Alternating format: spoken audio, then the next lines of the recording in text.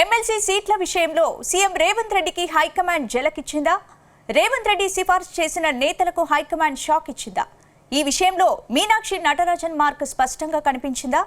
అటు ఎమ్మెల్సీగా విజయశాంతికి అవకాశం ఇచ్చారు. ఆమెకు త్వరలోనే కీలక బాధ్యతలు అప్పగించే అవకాశం ఉందా?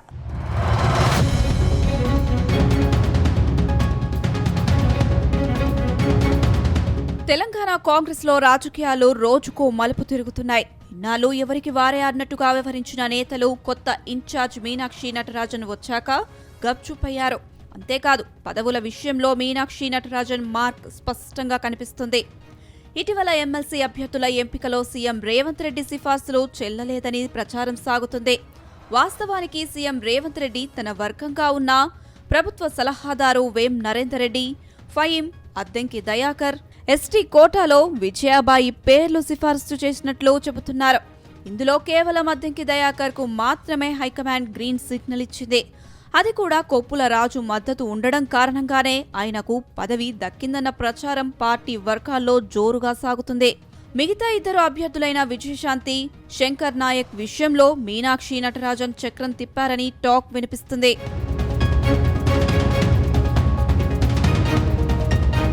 ఇక కాంగ్రెస్ పార్టీలో అద్దంకి దయాకర్ సీనియర్ నేతగా ఉన్నారు. గత అసెంబ్లీ ఎన్నికల్లోనూ అద్దంకి దయాకర్ ఎమ్మెల్యే టికెట్ను వదులుకున్నారు. ఈ నేపథ్యంలో అద్దంకి దయాకర్ పేరును సీఎం రేవంత్ రెడ్డి హైకమాండ్ కు ప్రతిపాదించారు. అంతేకాకుండా వేం నరేందర్ రెడ్డి, ఫహీం, విజయాబాయి పేర్లను పరిశీలించాలని హైకమాండ్ ను కోరారు. కానీ వీరిలో హైకమాండ్ మాత్రం కేవలం అద్దంకి దయాకర్ ఒక్కరి పేరు మాత్రమే ఆమోదించినట్లు చెబుతున్నారు. అయితే దానికి మరో కారణం కూడా లేకపోలేదు. రాహుల్ రాజకీయ సలహాదారుడుగా ఉన్న కొప్పుల రాజు దయాకర్ పేరు సిఫార్సు చేయడం వల్లనే ఆయనకు పదవి దక్కిందని అనుకుంటున్నారు. కానీ వేం నరేందర్ రెడ్డి, ఫహీం కోసం రేవంత్ రెడ్డి చివరి వరకు ఎంత ప్రయత్నించినా పక్కన పెట్టేశారని ప్రచారం జరుగుతుంది.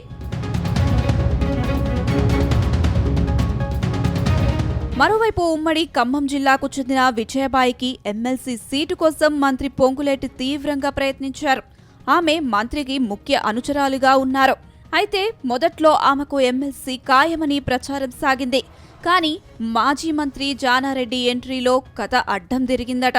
తన అనుచరుడైన శంకర్ నాయక్ పార్టీ కోసం దశాబ్దాల నుంచి కష్టపడుతున్నారని, ఎంపీపీ, జెడ్పీటీసీ చేశారని హైకమాండ్ పెద్దలతో చెప్పారట. గతంలో అవకాశం రానందున ఈసారి ఎమ్మెల్సీ ఇవ్వాలని సీఎం పైన ఒత్తిడి చేసినట్టు సమాచారం. అందుకే శంకర్ నాయక్ ఎమ్మెల్సీ ఇచ్చిందంటున్నారు. దాంతో సీఎం రేవంత్ రెడ్డి పొంగులేటి సిఫార్సు చేసిన విజయబాయికి సీటు రాకుండా పోయిందని చెబుతున్నారు.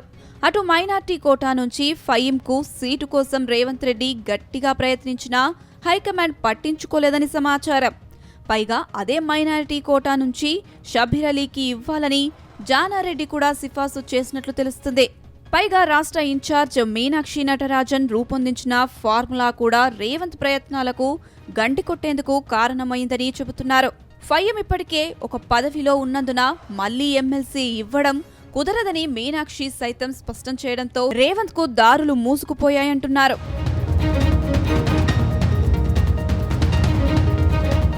ఇదిలా ఉంటే మాజీ ఎంపీ ఫైర్ బ్రాండ్ లీడర్ విజయశాంతికి ఎమ్మెల్సీ సీటు దక్కడం హాట్ టాపిక్ అయింది.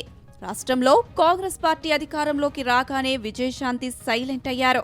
కానీ ఇప్పుడు మాత్రం ఎమ్మెల్సీ రేసులోకి అనూహ్యంగా దూసుకువచ్చారు. ఏకంగా ఎమ్మెల్సీ సీటు విషయంలో ఢిల్లీకి వెళ్లి పార్టీ పెద్దలతో చర్చలు జరిపారు.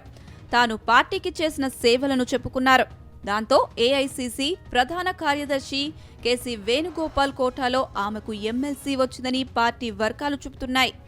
విజయశాంతి సేవలు భవిష్యత్తులో పార్టీకి అవసరం ఉందని భావించిన వేణుగోపాల్ ఆమె వైపు మొగ్గు చూపించారు. ఆమెకు త్వరలో మరిన్ని బాధ్యతలు అప్పగించే అవకాశం ఉన్నట్లు ఢిల్లీ వర్గాలు చెబుతున్నాయి. మొత్తంగా రేవంత్ రెడ్డి సిఫార్సులను పక్కన పెట్టిన హైకమాండ్ పార్టీలో నేతల సేవలను వినియోగించుకోవడంపైనే ఎక్కువ ఫోకస్ పెట్టినట్టు తెలుస్తుంది. ఇందులో భాగంగానే విజయశాంతి, అద్దంకి దయాకర్, శంకర్ నాయక్ కు అవకాశం కల్పించారని అంటున్నారు.